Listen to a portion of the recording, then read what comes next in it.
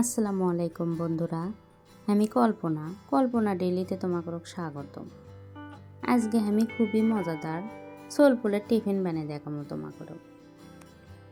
তোমরা যদি আমার চ্যানেলে নতুন হয়ে থাকো তাহলে না সাবস্ক্রাইব করো। দেখো, ডিম দিয়ে এই টিফিনটা এতটাই মজা লাগে, টিফিন বক্স খালি হয়ে আসবে। আর উপরে কতটা মশমশা, ভিতরে কতটা সফট।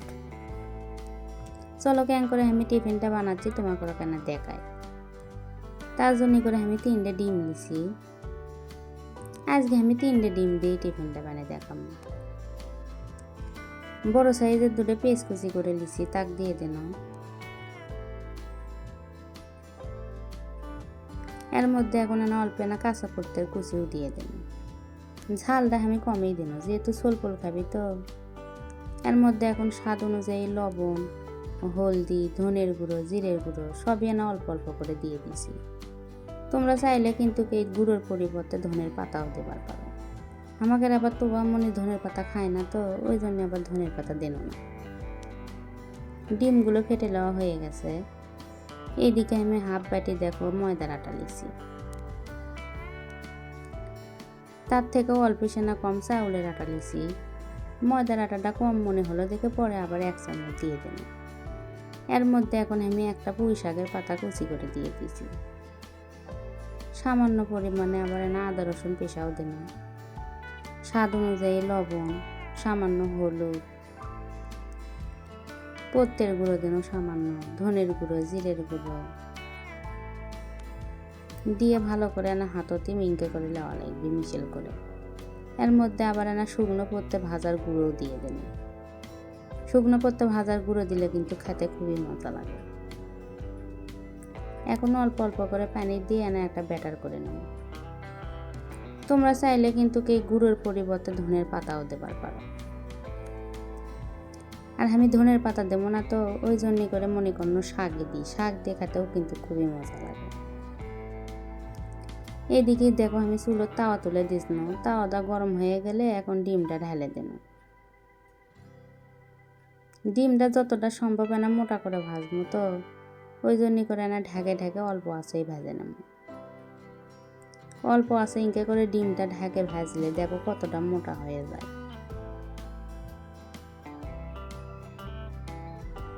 ডিমটা হালকা হয়ে গেলে 2 সাইডে এখন ইনকে ভাজতে নেব,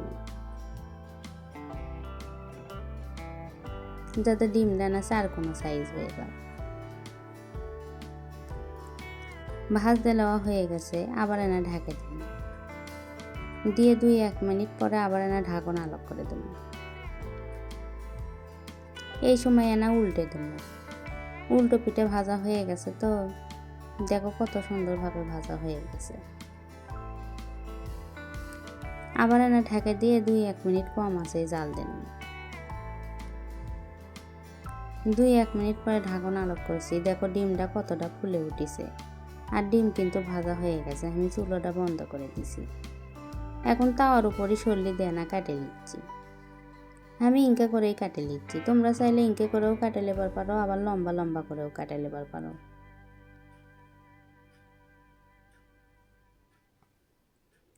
ইনকে করে টিফিন বানিয়ে দিলে কিন্তু সোলপুরের টিফিন বক্স খালি হয়ে আসবে, এতটাই মজা লাগে খেতে। আবার বিকেলের নাস্তা হিসেবেও কিন্তু আমরা বাড়িতে বানিয়ে খাবারই পারি। ছোট বড় সবলি কিন্তু আমার বাড়িতে এই নাস্তা সেই পছন্দ করে। ডিমগুলো ভেজে নেওয়া হয়ে গেছে, এখন একটা একটা করে তুলে নিই।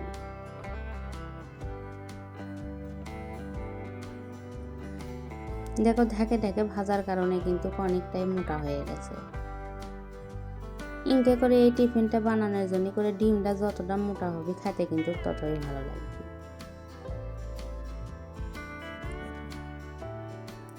ওই তাওয়াতে এখন আমি বেশি করে তেল দিয়ে লিছি। ডুবো তেলেই ভাজবো, তো ওই জন্য করে বেশি করে তেল দিয়ে লিছি। এখন 1 পিস ডিম নেন, আটাগুলোর মধ্যে ইনকে করে দিয়ে দিচ্ছি। দেখো ঠিক আমরা জিঙ্কা করে বেগুনি ভাজি সিঙ্কা করে ভাজে লওয়া লাগবে। এখন একটা একটা করে দিয়ে দেবো, একবারে আবার বেশি ঠাসাঠাসি করেও দেবো না, অল্প অল্প করে দিয়ে বারে বারে ভেজে নেব। আর হালকা করে আনা তেল ছিটকে ছিটকে দেওয়া লাগবে।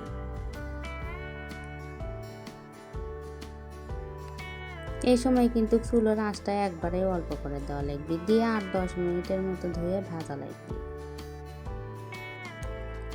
এনা সময় নিয়ে ভাজলে দেখো কত সুন্দর হলো, মশমশাও হবে আবার খেতেও ভালো লাগবে। আর এমনিতেই অল্প একটু চাউলের আটা দেওয়া আছে তো মশমশা এমনিতেই লাগবে। দেখো 8-10 মিনিট ধরে ভাজা ভাজা হয়ে গেছে, দেখতে কত সুন্দর লাগতেছে, খেতেও কিন্তু খুবই মজা লাগবে। এখন এনে একটা একটা করে তুলে নিচ্ছি, নিয়ে আনা তেলগুলো নিংড়ে নেওয়া লাগবে।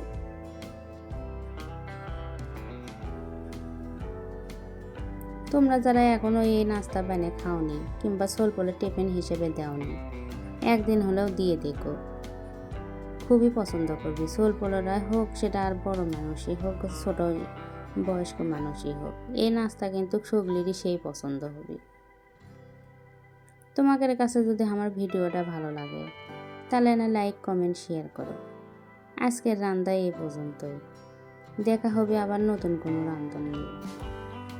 সেই পর্যন্ত সকলেই ভালো থাকো। আল্লাহ হাফেজ।